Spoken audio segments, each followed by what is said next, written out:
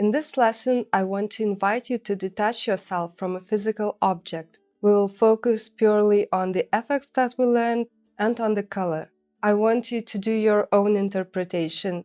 Have inspiration in front of you and take things that you like, but painting is not a photograph and you can bring as much you as you want.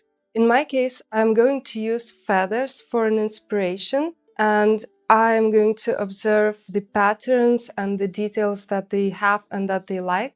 However, I'm going to choose my own colors and will focus on the effects I can get with watercolor. I already sketched my feathers on paper.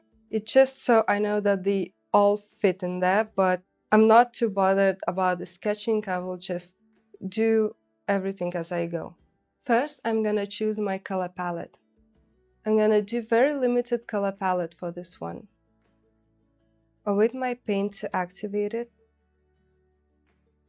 And here on the corner, I'm just going to do like a record of the color.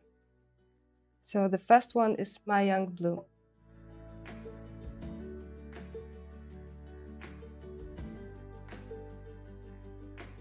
The next color, I'm going to do undersea green. So I will take analogous colors and then one from the opposite side of color wheel.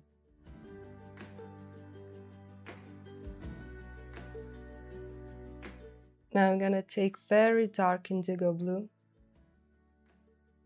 I always like to have a very dark color in my palette.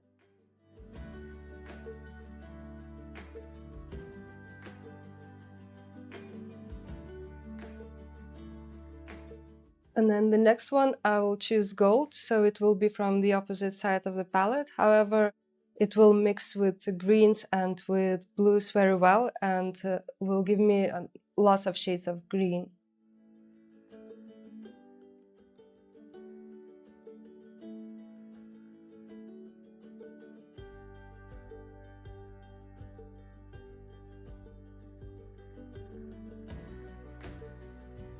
I'm going to focus on very limited color palette because this will allow me to explore it a bit further.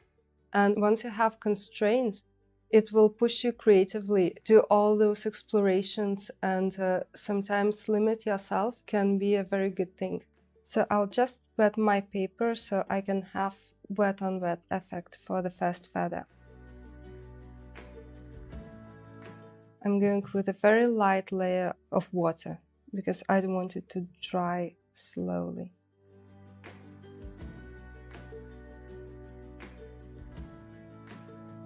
And now I'm just going to use the effects from the first exercise, so I will just let paint meet with water.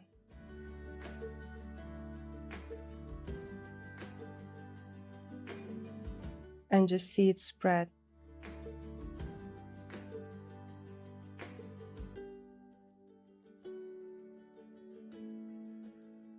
I will add another color.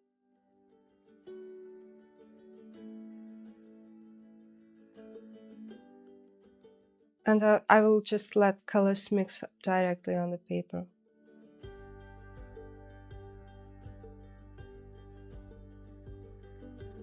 I will let this dry and we'll move on to another feather.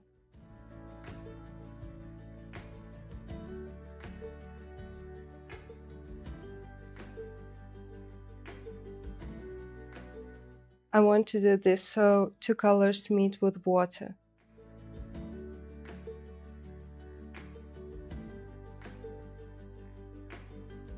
So I have my colors and I need to hurry because I see this blue is already drying out.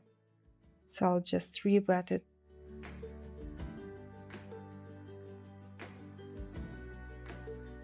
If I press a bit harder, I can erase this hard line.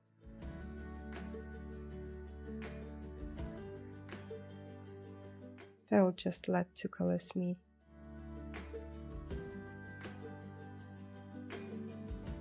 And this is actually really nice because they don't meet on the most intense state. Where they meet, they already in a very light state of the color.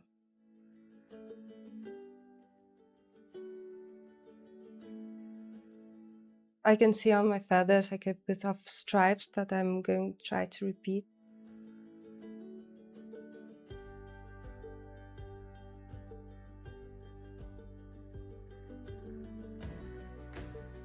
I see the paint is spreading a lot, so I think it needs to dry a bit more.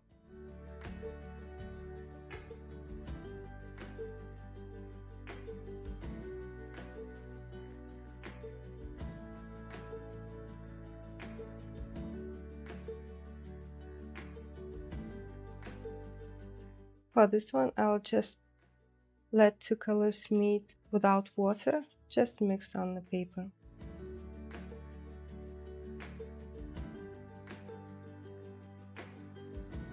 I'm really not bothered about the shape of feather. It's an abstract exercise.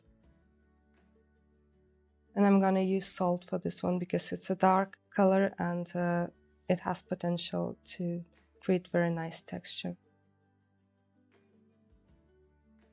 Now I'm gonna try to go back to this one. I think it's probably dry enough.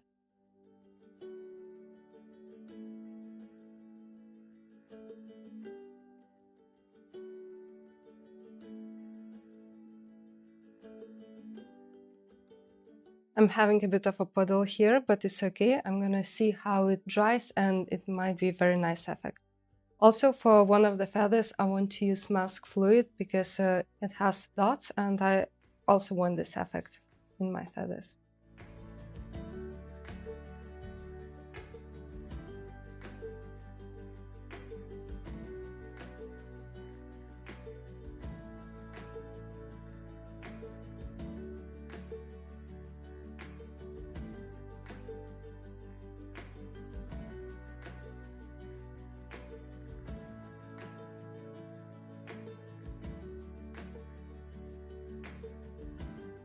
Now I'm gonna leave this to dry and we'll carry on with my other feathers.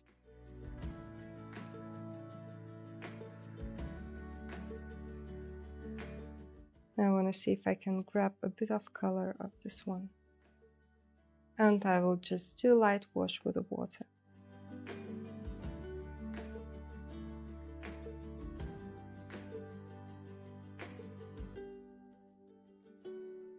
I want to mix two colors together, but just from the same color palette.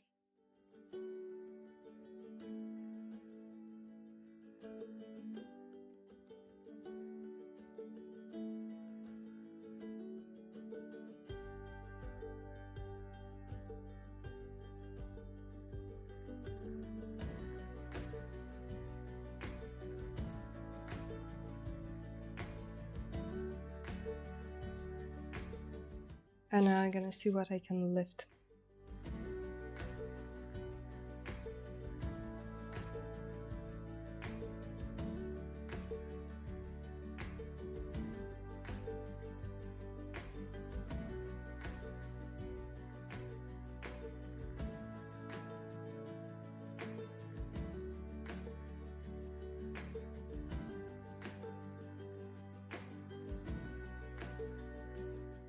Just doing a bit wet on dry here, and to have some effects I'm gonna lift color from this one.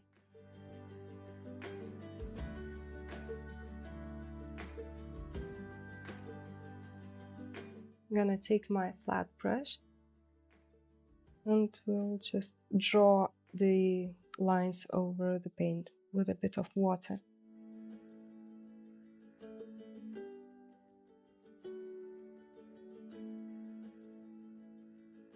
You can always have to spend a bit of time on this one because paint tends to come back and cover the bits you've lifted.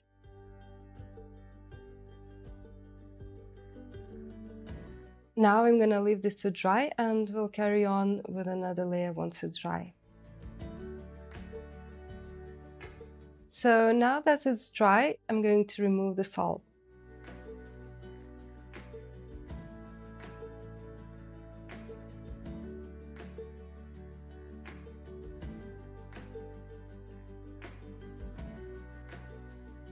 Okay, next I'm gonna do the feather with the masking fluid.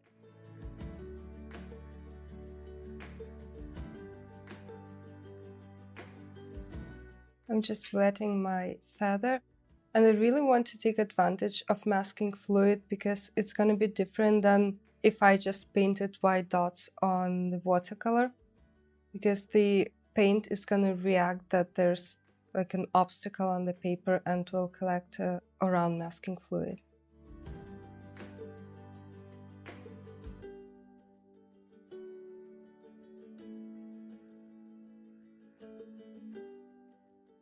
And then I'm going to just place my paint around the dots.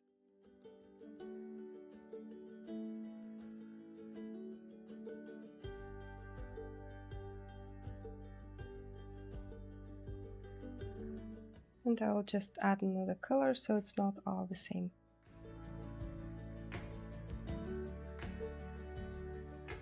I'm gonna leave this to dry and continue working with other layers for other feathers.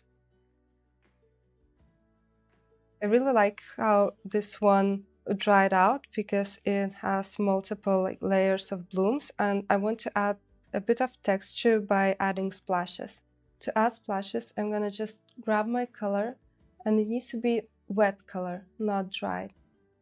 And I'm going to just lightly tap on my brush.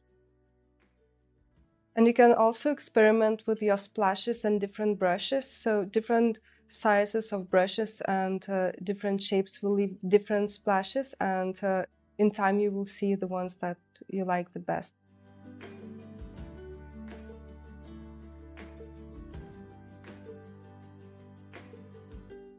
I don't mind splashes going all over the sketchbook because I really like the accidents of watercolor, and I don't mind splashes going all over the place. If you want to protect certain bits from splashes, you can just cover the bits you want to protect with a piece of paper, and we'll just do splashes on the parts that you want. Sometimes I just like to emphasize certain splashes, and no one will ever know that they are not natural, because the way that they landed already very organical, and if you want to add bits where you think compositionally will look better, you still have the overall feeling of the accidental splashes. Then I will grab different brush, and I want to add some dots. So we already tried this oval brush that is perfect for creating abstract oval marks.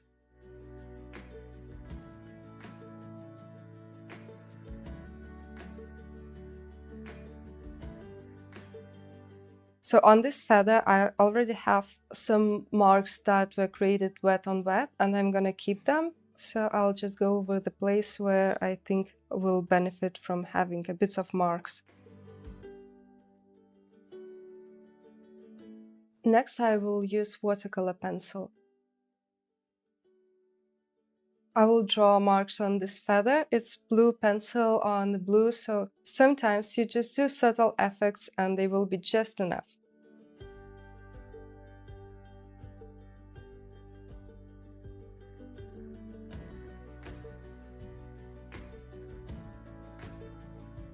Like the dark over dark can be just as beautiful as contrasting colors.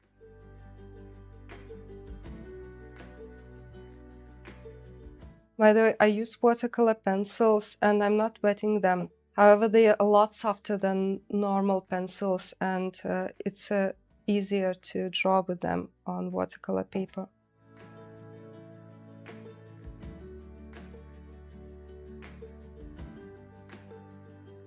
Next, I have a very nice effect from the salt. However, sometimes when you put the salt, it can be very recognizable and everyone will know that you used the salt effect. So I still like to have this texture, but I like to cover it with other marks. So it works for me, but it's not like entirely visible that I've used the salt effect.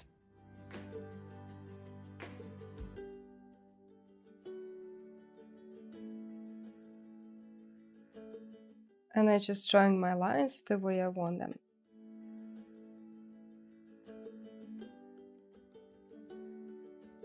So I still take inspiration from what I see. When I look at feathers, I see lots of horizontal, vertical lines, dots, but just using them as something to reference, not to copy.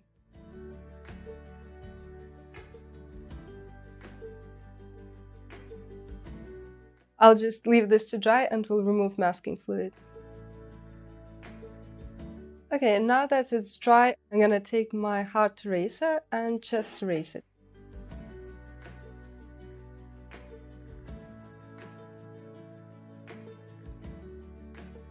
Normally, masking fluid comes off really easily.